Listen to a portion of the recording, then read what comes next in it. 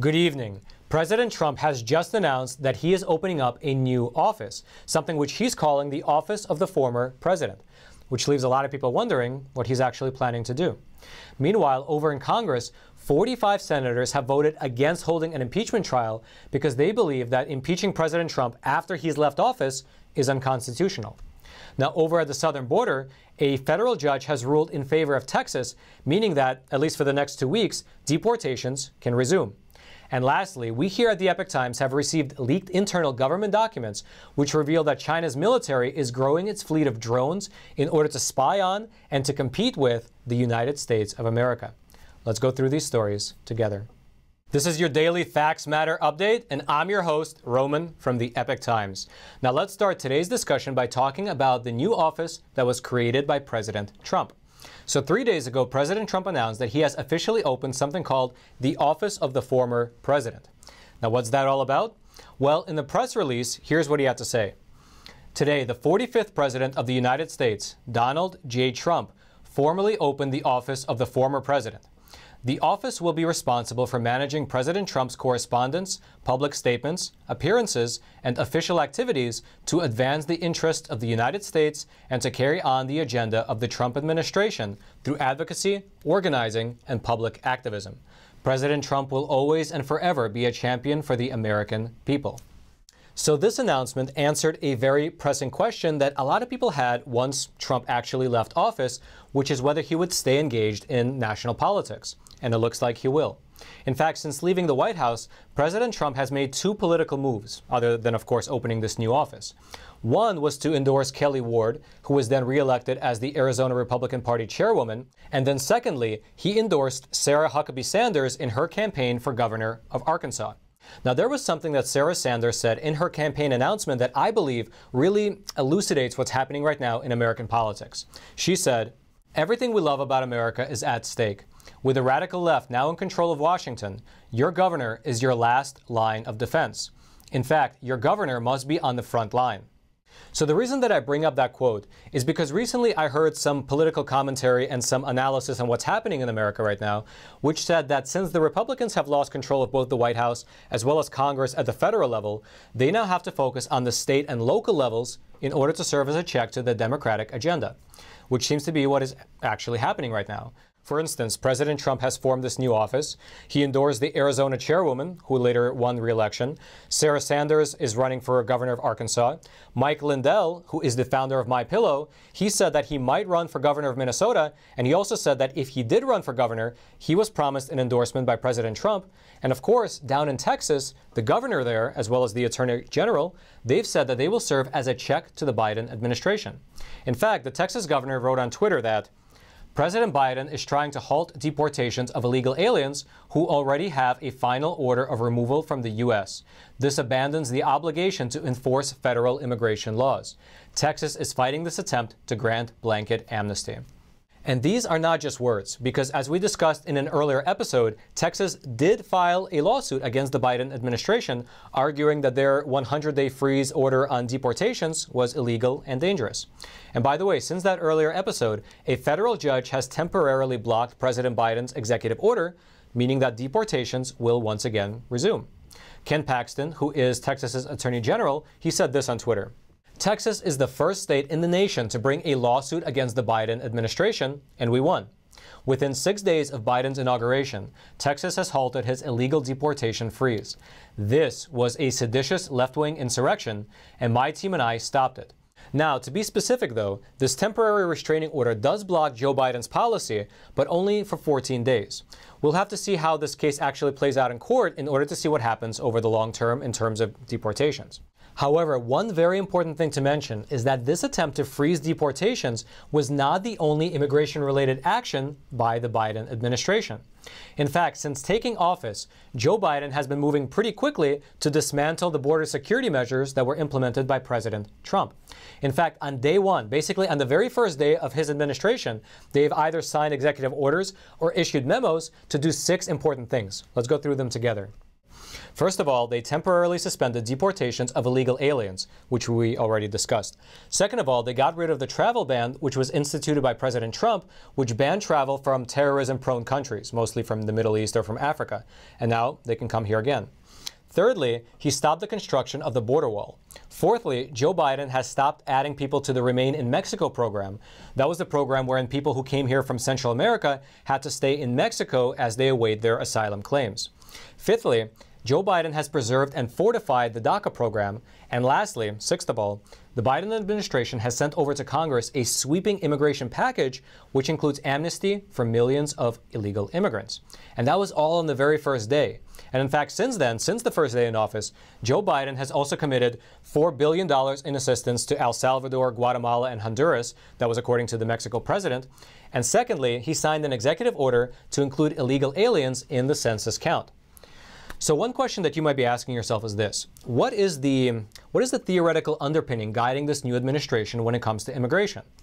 Well, according to the White House press secretary, she put it this way: immigration, we consider, is part of racial equity, which is a broad issue, but that's how the president has spoken about that crisis over the past several months. So according to her, it's a question of racial equity. However, to give you another perspective on the matter, we interviewed Trevor Loudon, who is an expert on communist subversion, and he cited one study which found that illegal immigrants tend to overwhelmingly favor Democrats by about a factor of 80%. Compare that to 20% who favor Republicans. And then he went on to say that giving broad amnesty to illegal immigrants in the U.S. would give the Democrats between 10 and 24 million new voters. That will make them the permanent governing party of this country. Now, if you'd like to read more about what's happening at the border or about this new office of the former president, those links will be in the description box below this video for you to check out for yourself.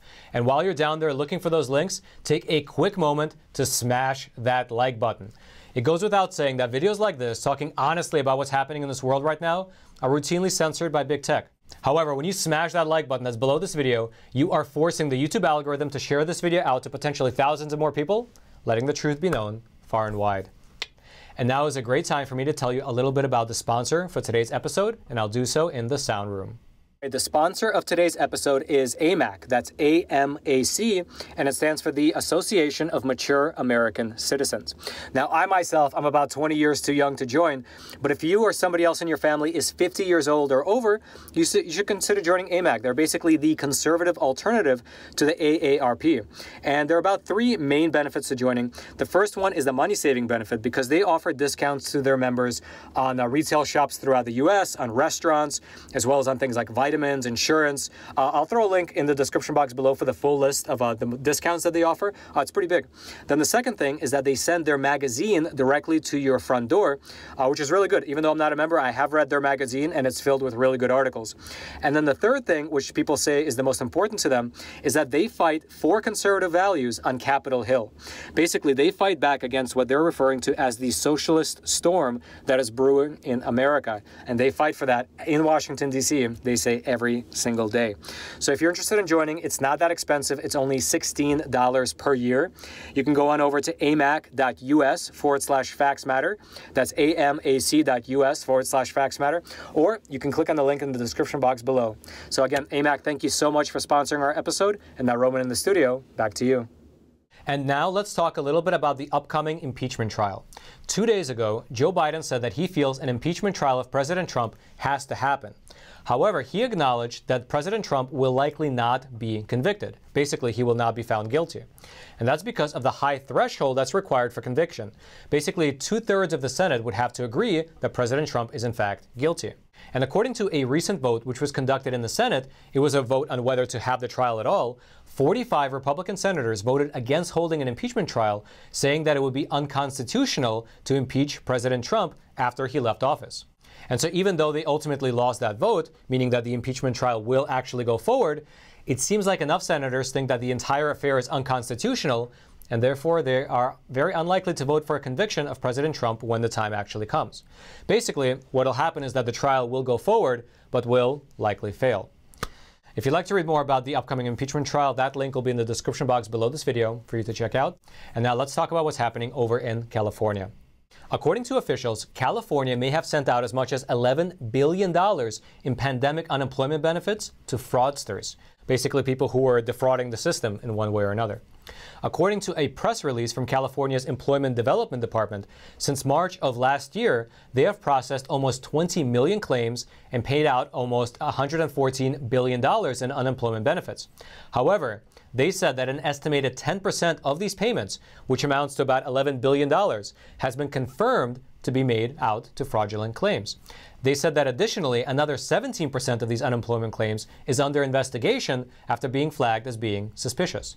And by the way, it's important to remember that when we're discussing fraud like this, fraud against the public sector, it's actually the theft of American tax dollars, your and mine tax dollars. So keep that in mind. Now, if that amount of fraud in California seems high to you, technically it's actually lower than the national average. According to ID.me, which is a security company which investigates and fights back against fraud, when you look nationally, when you look across this country, 35% of unemployment applications are fraudulent, which technically makes the 10 to 27% of fraud in California seem not too bad. Their CEO said that the fraud rate for new claims is at least 35% and over 10 times what we see at federal agencies. So obviously that is a lot of fraud that's eating into the pandemic unemployment relief. However, let's talk a little bit about the cause of this unemployment. California has been under very, very harsh restrictions since the pandemic, which included stay-at-home orders, curfews, as well as the closure of non-essential businesses. However, just 2 days ago, California's governor lifted these heavy restrictions. In a statement, he said that we are in a position projecting 4 weeks forward with a significant decline in the case rates, positivity rates. We are anticipating decline, still more decline in hospitalizations and more declines in intensive care use. And that's why we're lifting that stay-at-home order effective immediately today. Now, what's interesting to note here is that since Joe Biden took office, California is now the only state to have eased their lockdown measures. Over the last several days, the governors of New York, of Michigan, of Washington, as well as the mayor of Chicago also announced that they will be reopening their state or their city. But I would love to hear your thoughts on the matter. Please let me know what you think in the comment section below this video. Is the fact that these reopenings came right after the inauguration just a coincidence? Is it just a happenstance of timing? Or is it some sort of a Machiavellian type of politics going on in the background? Please let me know what you think.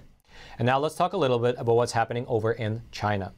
According to a leaked internal government document from China's Ministry of National Defense, the Chinese Communist Party has been actively growing its fleet of drones to spy on and to compete with countries that they consider their adversaries, such as, of course, the United States. So this document comes from July of 2017, so it's about 3 or 4 years old, and it was given to us here at the Epoch Times by one of our trusted sources inside of China. Now, of course, this is one of our internal sources, and as you can imagine, they need to remain anonymous.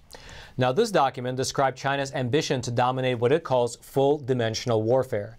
What does that mean? Well, what they're referring to is their desire to control 5 different areas of warfare. They basically want to control the sea, land, air, space, as well as the electromagnetic spectrum where military equipment communicates. And they're doing this by developing advanced military drones. This document detailed the regime's plan to design several small types of long-range military drones and establish a factory to produce 1,000 of these drones per year. The document also stated that there would be about a $20 million investment to build the firm that would produce these drones. Now keep something in mind. This document only came to us recently, but this document itself is actually from about 3 years ago. It's from June of 2017. And so in this document, it says that these drones would begin production by the end of 2018. The document reads, "Implementation of the program will arm our national defense with the latest combat power in future vertical warfare and make it capable to contend with the U.S. military weapons, giving it marked military significance." It goes on to say, "In future warfare, seizing more information resources while controlling and restricting other nations' information will be a key component for competing with nations during peaceful periods and an important combat strategy in times of war." Now, besides the concern over a potential war or a potential kinetic war, the other thing that I wanted to discuss in relation to China is the fact that right now, the Chinese Communist Party is spreading propaganda and trying to make it seem like the virus came from either Europe or from America. But take a look at this. This is the culmination of literally months of research into the origin of this global pandemic that we here at the Epoch Times put together. It is a chronological timeline. And by the way, everything here is properly sourced and everything is based on publicly available data. And here's what it shows. This early period here is last winter, and it is all inside of China. This is when mostly the virus is spreading in Wuhan and the Chinese Communist Party is covering it up, spreading propaganda, punishing whistleblowers, and basically downplaying the crisis. But look at what happens right here starting in January. The virus began to spread like wildfire around the globe. Every single dot here represents a different country. And specifically, it shows the earliest date that a person who was confirmed to have the virus arrived inside of that country's borders. For example, in Sweden, a woman came back from Wuhan on January the 23rd and later became the first case in that country. Here in Canada, the first 2 cases are a couple who came back from Wuhan on January the 22nd. And so on. It goes on. We went country by country. And look at this bottom part here. Wuhan was not locked down until January 23rd. But look, by that point, 5 million people had already left Wuhan and they had already spread the virus to many other countries. So why does this all matter? Well, here's the crazy part. Our underground sources inside of China are telling us that the same thing is happening right now in China that happened last year. Today, in January of 2021, there are giant mega cities that are going under lockdown once again. And yet you probably haven't heard about it because the Chinese Communist Party is once again covering it up. But take a look.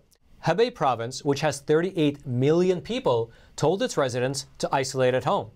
And 6 other provinces have entered what they are calling wartime mode after COVID outbreaks there. But the Chinese communists are covering it up, and the media in the West, the legacy media that we have here in the Occident, largely does not report it. However, we here at the Epoch Times can, because over the years we have developed deep underground sources inside of China which allow us to present this information to you. We present you what really is happening in that country. And so if you'd like to read more about either these drones that are being developed by the Chinese military, or about the timeline of this virus's spread, or about these mega cities in China that are going under lockdown right now, all of those links will be in the description box below this video for you to check out. And lastly, as I mentioned before, on the very same day that Joe Biden was sworn into office, our channel, Facts Matter, was demonetized by YouTube. We can now no longer run pre-roll, mid-roll, or post-roll ads on our videos. We also can no longer have a super chat feature in the chat. Basically, they took away our ability to monetize this program.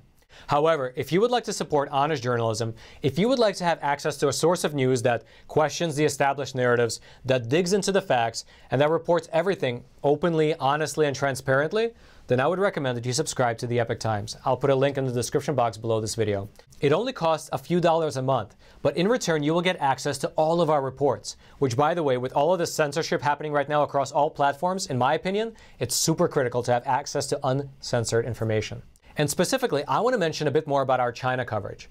The Chinese Communist Party is, by my best estimate, the biggest threat to America, whether it's militarily, ideologically, economically, pretty much in all areas across the board. But generally, the media outlets in this country, in America, do not report accurately on the communist regime. And it's for various reasons. Some are afraid to get their visas revoked, some have economic interests, some have just literally been duped by the Communist Party's talking points, and so on. However, we here at the Epoch Times, we expose communism in all of its forms, especially the Chinese Communist Party. In fact, 20 years ago, our staff of reporters and editors who were actually inside of China were arrested, they were jailed, and some of them were even tortured for reporting the truth. And this literally forced us to develop a system as well as an underground network of sources for getting real news out of that country, for getting real news out of China. And amidst everything that is happening right now, whether it's the pandemic, the lies surrounding the pandemic, the saber rattling of the Chinese Communist Party, the militarization, the cyber warfare, the economic theft, and so on, our team is able to bring you the real situation. Basically, things that we as Americans need to know, we report. So again, I'll throw the link to subscribe to the Epoch Times in the description box below this video, and I hope you check it out. Now lastly, if you haven't already, smash that like button for the YouTube algorithm, subscribe to this YouTube channel to get honest news delivered directly into your YouTube feed while you still can. And until next time, I'm your host, Roman from the Epoch Times. Stay informed and stay free.